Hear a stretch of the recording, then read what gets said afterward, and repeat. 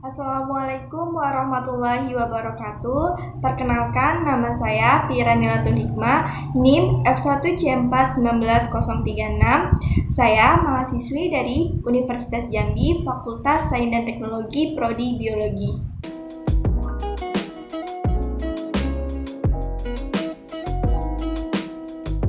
Baik, di sini saya akan menjelaskan tentang anatomi pada daun, batang, dan juga akar. Yang pertama, anatomi pada daun.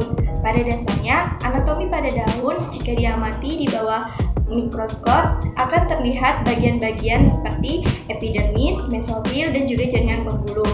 Nah, jaringan epidermis ini dibagi menjadi dua, yaitu jaringan epidermis atas yang kutikulanya tebal dan stomatanya sedikit, dan juga epidermis bawah yang kutikulanya tipis, stomatanya banyak. Jaringan epidermis daun merupakan lapisan terluar dari bagian atas daun maupun bagian bawah daun. Epidermis terdiri dari sarul lapis sel-sel epidermis yang tidak memiliki ruang antar sel. Epidermis daun memiliki fungsi yaitu untuk melindungi bagian atas maupun bagian bawah daripada sel tersebut, dan juga untuk mencegah penguapan air yang berlebihan. Pada jaringan epidermis terdapat namanya stomata daun. Nah, stomata daun ini terletak di bagian bawah daun, tetapi letak stomata tumbuhan air terdapat di bagian atas daun. Nah, stomata pada daun ini berfungsi sebagai pertukaran gas. Kemudian, jaringan mesofil. Jaringan mesofil merupakan jaringan yang terletak di bagian tengah daun. Nah, jaringan mesofil ini terdiri dari jaringan palisade, jaringan spong, dan juga rongga udara. Jaringan palisade merupakan kumpulan sel-sel berbentuk silinder, tegak, tersusun rapat, dan juga mengandung kloroplas. Jaringan palisade terletak di bagian bawah epidermis. Jaringan palisade ini tempat terjadinya fotosintesis. Kemudian jaringan spong. Nah, jaringan ini merupakan jaringan yang berbentuk tidak beraturan dan ada ruang antar sel. Jaringan yang tidak rapat ini berfungsi untuk menampung karbon dioksida untuk proses fotosintesis. Selanjutnya yaitu jaringan pembuluh. Jaringan pembuluh ini terdiri dari xilem dan juga floem. Nah, bekas pembuluh dan akut terdapat di dalam tulang-tulang daun. Sistem tulang daun merupakan lanjutan dari sistem jaringan pembuluh akut, batang ataupun cabang dan pembuluh akut akar. Bagian tersebut merupakan cabang dari silinder pusat yang merupakan cabang dari silinder pusat batang. Nah, fungsi dari daun yaitu tempat terjadinya fotosintesis, transpirasi, dan juga sebagai alat pernapasan. Pada beberapa jenis tumbuhan, daun juga berfungsi sebagai alat perkembangan vegetatif. Contohnya pada bunga sosor bebek, dia menggunakan daun sebagai perkembangbiakan vegetatif. Yang kedua yaitu anatomi pada batang. Ada perbedaan antara anatomi batang herbal dan juga batang berkayu. Pada anatomi batang herbal yaitu bagian luar batang tumbuh herbal yang merupakan sel-sel epidermis yang tipis.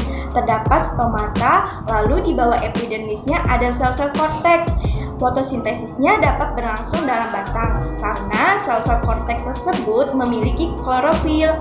Batang tumbuhan herbal ini tidak memiliki jaringan kayu dan tidak mengandung gabus, tetapi memiliki jaringan penyongkong, yaitu jaringan penyongkongnya kolenkim dan sklerenkim adalah penyebab batang tumbuhan herbal ini mampu menopang daun-daun dan juga berdiri tegak. Pada batang tumbuhan berkayu yaitu terdiri dari jaringan epidermis, korteks, dan juga stele. Nah, epidermis pada tumbuhan ini berfungsi sebagai pelindung bagi lapisan-lapisan yang ada di dalamnya. Nah, korteks pada jaringan ini yaitu jaringan parenkim yang terdiri dari beberapa lapisan sel berdinding tipis yang memiliki vakuola yang besar. Korteks memiliki rongga-rongga atau ruang-ruang antar sel yang berfungsi untuk pertukaran udara. Dalam korteks terdapat pleoterma. Pleoterma adalah lapisan terdalam pada korteks yang memiliki bentuk dan juga susunan yang khas, serta mengandung butir-butir pati. Fungsi korteks pada sebagian besar tumbuhan adalah sebagai tempat penyimpan cadangan makanan. Penyebab korteks tidak terlihat jelas pada tumbuhan monokotil adalah tersebar di ikatan pembuluhnya secara tidak teratur. Selanjutnya yaitu stele atau silinder pusat, yaitu merupakan bagian terdalam pada batang. Pada stele ini terdapat xilem dan juga floem. Nah, pada tumbuhan dikotil terdapat kambium, sedangkan pada tumbuhan monokotil tidak memiliki kambium. Kambium ini yang menyebabkan batang tumbuhan dikotil bertambah besar.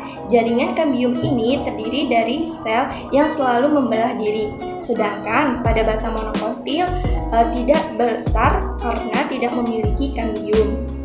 Yang ketiga yaitu anatomi pada akar. Anatomi pada akar terdiri dari epidermis, korteks, endodermis, dan juga stele. Epidermis yaitu atau kulit lapisan luar akar terdiri dari sel yang tersusun rapat. Dinding sel epidermis tipis sehingga dapat dilalui oleh air. Yang kedua, korteks yaitu kulit pertama yang tersusun dari lapisan-lapisan sel yang berdinding tipis. Korteks memiliki ruang-ruang antar sel yang berfungsi untuk pertukaran gas. Peran korteks adalah sebagai tempat penyimpanan cadangan makanan. Endodermis akar yaitu akar yang terbentuk dari selapis sel yang tebal. Sebagian besar sel-sel endodermis memiliki pita Kaspari yang mengandung zat suberin atau zat lignin. Fungsi endodermis adalah mengatur jalannya larutan yang diserap ke silinder pusat. Kemudian ada stele, silinder pusat yang terdiri dari peristeum. Fungsi akar secara umum yaitu akar memiliki fungsi yang penting bagi tumbuhan, yaitu pertama, untuk menyerap air dan mineral dan zat-zat hara dari tanah. Yang kedua, menunjang dan memperkokoh berdirinya tumbuhan. Terus, pada beberapa jenis tumbuhan berperan akar sebagai alat respirasi. Pada tumbuhan tertentu, akar juga memiliki sebagai tempat penyimpan makanan atau sebagai alat perkembangbiakan vegetatif.